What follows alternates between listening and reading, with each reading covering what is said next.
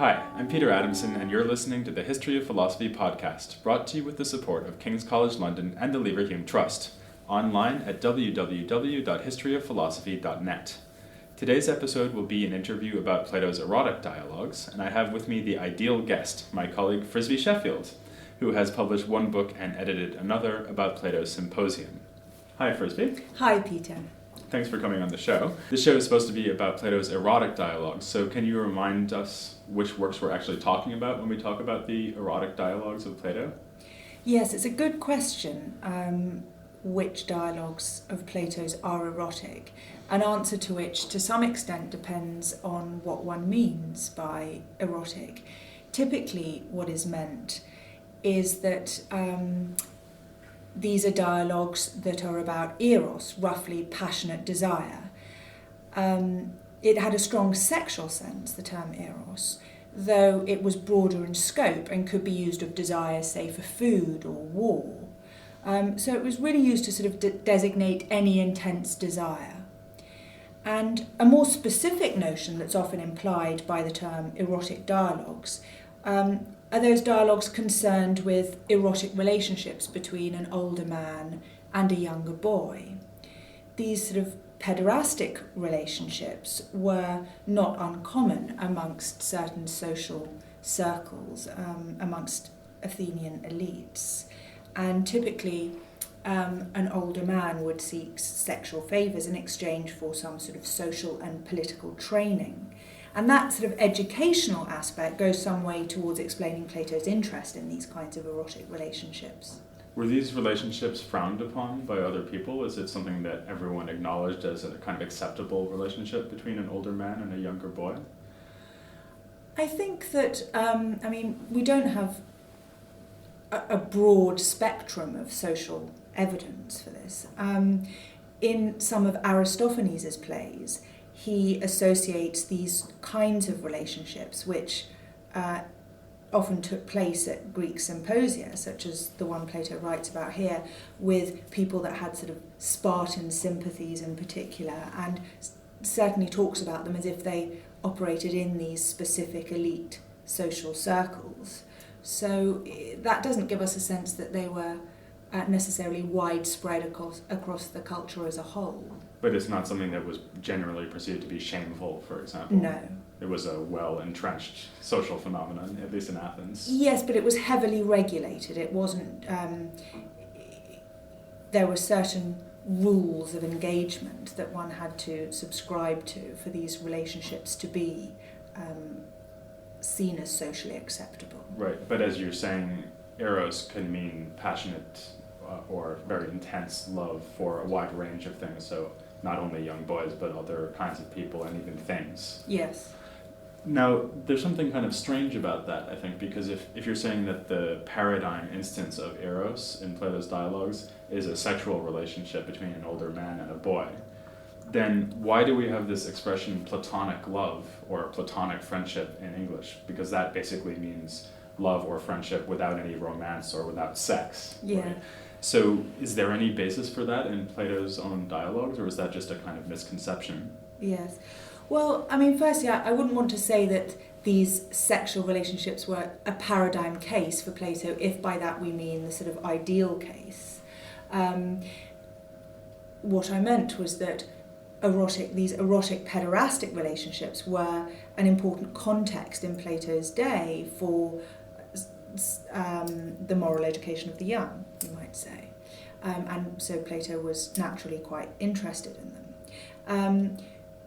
I think that the common conception of Platonic love as a relationship devoid of any sort of sexual activity certainly has something in it, because for Plato, purely sexual relationships would be certainly something that I think he would have thought of as quite shameful, and certainly pretty low-grade relationships. You mean a relationship where all you want is sex? A relationship where all you want is sex, exactly. But I think in order to understand the reason for that, we have to understand something about how he conceives of the nature and the aims of eros. And one of the things that is quite clear from the Symposium is that he talks about eros as a desire that aims at happiness, at eudaimonia, happiness or flourishing, it's often translated as. And given that that is the aim of eros, he thinks that simply having a relationship in which constant sexual intercourse, for example, is the aim, is a pretty poor way in which to achieve human flourishing. That's the sort of activity that we get described in Aristophanes' speech, for example. He thinks that the best kind of erotic relationship will be one in which the partners have an eye on what is really good for the other person, what will really cause them to flourish and make them happy. And that means for Plato that they will focus on the soul of the other person and how it can achieve its characteristic excellence, which is wisdom. So yes, it will be a relatively chaste relationship, one imagines. Okay, well, so that maybe explains why Plato might think that both relationships involving sex and relationships not involving sex could be examples of eros. But something you've already said is that eros could also be applied even to objects. So you could have eros for war, I think you said, or maybe wine, things like that. Is that, I take it, is a perfectly reasonable way of using the Greek word eros, right? So should that tempt us to think that the word eros just doesn't mean love or something like that? So how could I have the same relationship towards wine that I have towards, say, my wife? Yes. Well, I think if we think about eros as referring really to any sort of intense or passionate desire, then we can at least begin to get a sense of why Plato considers such radically different objects in the Symposium, for example, to be objects of eros. Things like, for example, beautiful bodies, beautiful laws and practices, and even a form, an ideal, intelligible object. That goes some way towards explaining that there are many different objects that people experience intense desires for. I suppose one might object to that, though, that when we talk about, for example, loving wine, it's perfectly reasonable in English, as well as apparently in Greek, to say, oh, I love wine, that's some kind of metaphor. And insofar as Plato is really taking seriously as a philosopher that I could both love wine and love my wife, that seems to imply some kind of really alarming attitude towards my wife, right? That I think of her sort of the way I think about wine, right? And that's not what we want, is it? I think an objection that thinks about eros as some kind of metaphor, in such a way that when we say that we have eros for laws and practices or intelligible objects, that we're not really having the same desire that we, properly speaking, have for persons, would, for Plato, be to get things entirely the wrong way round. It's to assume that a sexual interpersonal relationship is the primary and paradigm case, and that all other cases are somehow derivative from that. And that's just doesn't seem to be how Plato conceives of the phenomenon of eros. Rather, Socrates is considering sexual interpersonal cases of eros, those cases with which we're all relatively familiar, that sort of basic phenomenon. He's considering that within a wider framework when he asks the question, what do we aim at in this kind of desire? Or what we're sort of groping towards in that kind of desire is a desire for happiness. That's the real aim of this desire. And the desire for happiness is a desire that can be manifested in many different activities in life. And we can think that the desire for happiness is something that's satisfied in interpersonal relationships, or we can think that the desire for happiness is something that's satisfied in intellectual activity, for example. And it's no mere metaphor there, if we appreciate Socrates' point that eros for him is a phenomenon of sort of desire and action in quite general terms. So I guess the idea might be that if you really had love for wine, that might imply that you believe that your fulfillment could be had by drinking wine. Exactly. And that's a possible attitude towards wine, although it's presumably not one that Plato would endorse. Exactly, yeah. Okay, so that makes Plato actually sound like he has a very appealing view. So he would recognize lots of different desires and attitudes as being eros. And then he would say, we have here a desire for fulfillment and the fulfillment would be provided by different objects. Yes. And then he would say some of these objects will actually give you happiness and others won't. Now, there's this kind of traditional worry that goes back at least as far as a scholar named Gregory of Vlastos, as I mentioned in the previous episode, that since Plato thinks that what will really give you happiness and fulfillment is the forms, or knowledge of the forms, actually one of the things he's telling you is that you shouldn't seek fulfillment in interpersonal relationships. So if it's kind of obvious that wine is not going to make you happy, and he's saying in some sense that interpersonal relationships or other people would be like wine, whereas what you really want is forms, so you should be moving away from wine and towards the forms, but that would also mean you should be moving away from other people towards the forms. Is that what he thinks? Yes, I think that if we take it that the aim of eros for Plato is happiness and flourishing, then that helps to blunt the force of objections like Vlastos's objection that Plato is urging us to move away from interpersonal relationships, because many of us would surely agree that finding fulfillment in an erotic interpersonal relationship and seeing that as the proper end of human flourishing, by which for Plato is meant some goal around which a flourishing human life can be constructed. I think if we really take that point in mind, then we would think that yes, it is a rather limited view of the possibilities for human aspiration and happiness if we see interpersonal relationships as the end of that. It's actually maybe the view Aristophanes describes in the Symposium, right? So your goal in life is to find your other half and kind of stick to each other, and then you're done. There's Yes. nothing more to achieve, nothing more to make you happy than that. Yes, and in a sense, Aristophanes' speech shows us that these lovers get some kind of temporary respite, but whether they really achieve happiness and fulfillment is not at all clear. Certainly in the original Homeric story on which Aristophanes draws there, I don't think that Ares and Aphrodite seem to get much respite from their activity. Yeah, it seems more like an obsession that they can't quite shake off, Yes. rather than an actual portrayal of happiness as such. Yes. If we take that point on board, then I think Socrates' move away from individuals as proper objects of the desire for happiness is really a laudable one. Mm-hmm. It's not something that I think we should find objectionable. And I think if people approach the Symposium and just read the famous assent passage, i.e. the passage in which Socrates urges this move from individuals and laws and practices and so on towards the form, if they read that passage in the larger context of the account, then I think perhaps people will stop seeing it as presenting an objectionable theory. So maybe though there's another objection you could pose to Plato though, which is that although perhaps having an interpersonal relationship maybe isn't all there is to life, it doesn't seem like knowing the forms could be either.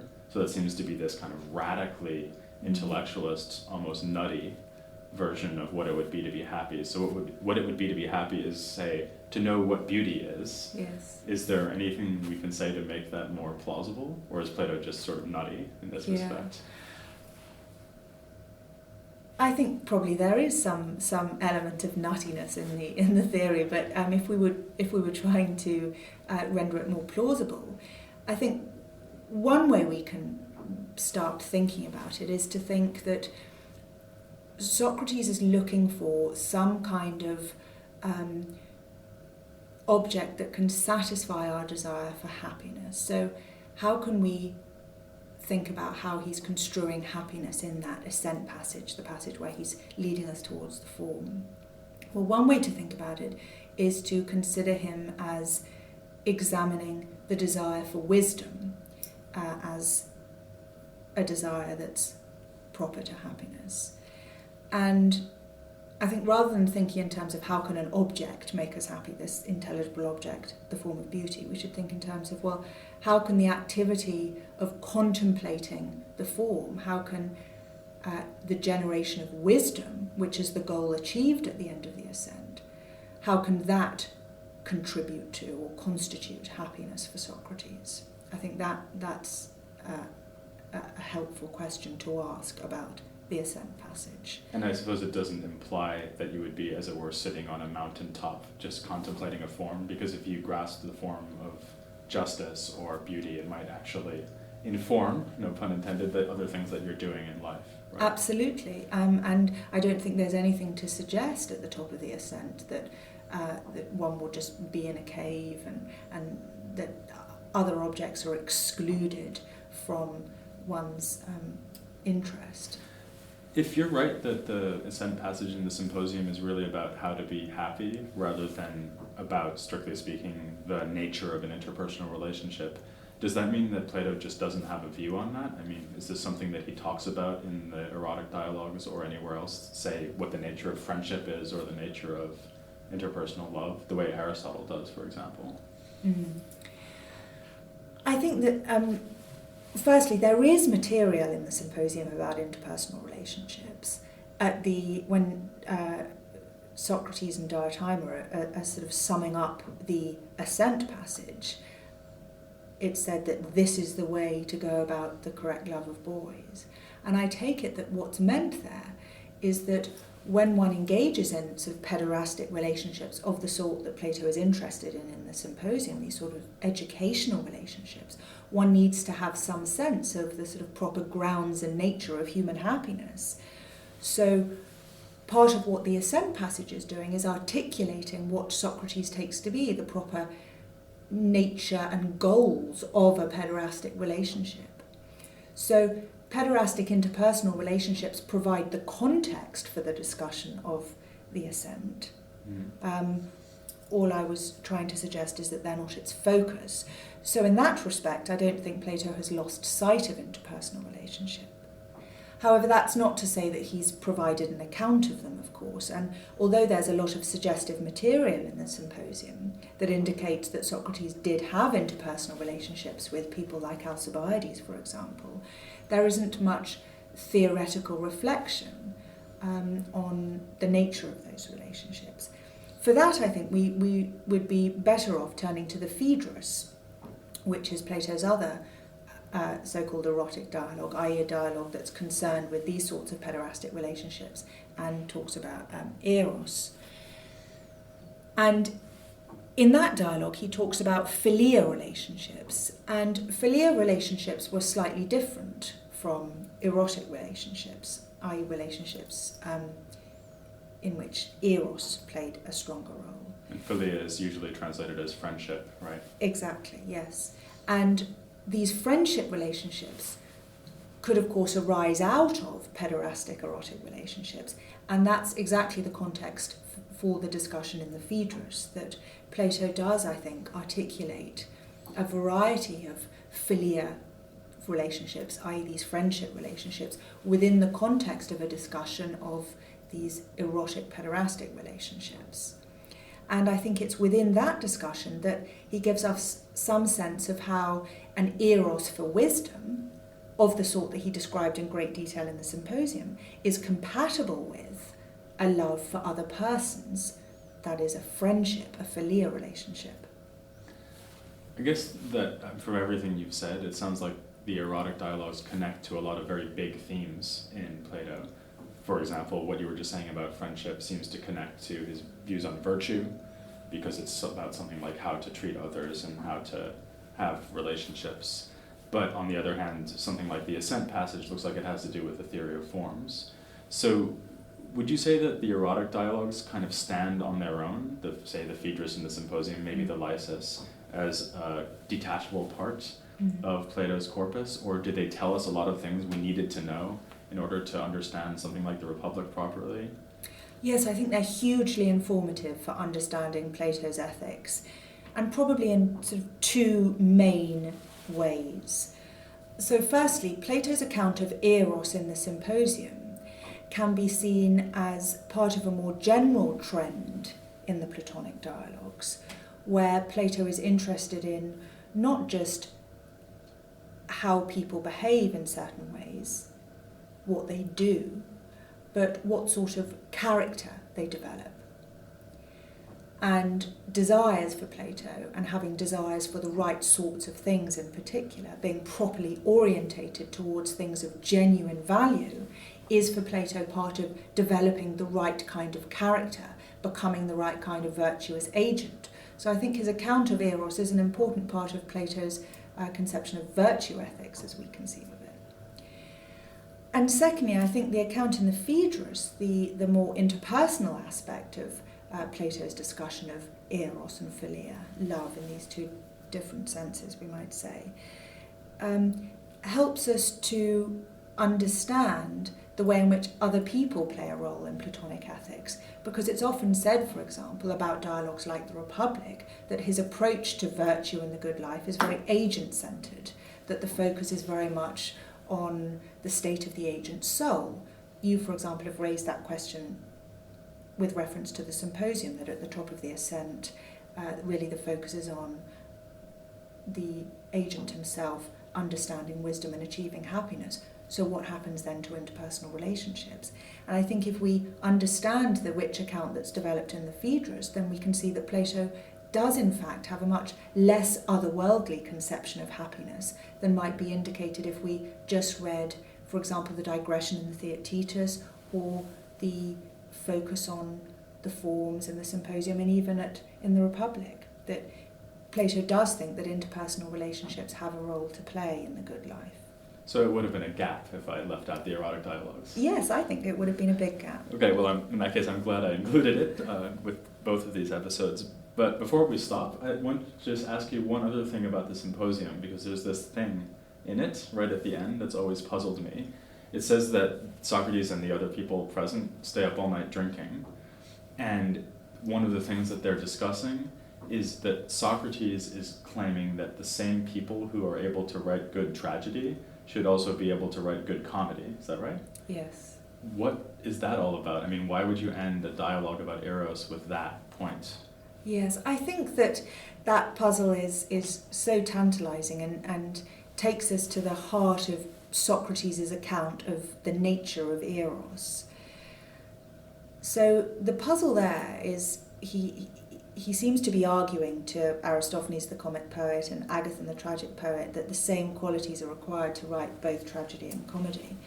And I think perhaps one way we can understand the force of that is to consider Socrates as thinking about what qualities are required for somebody to think properly about Eros.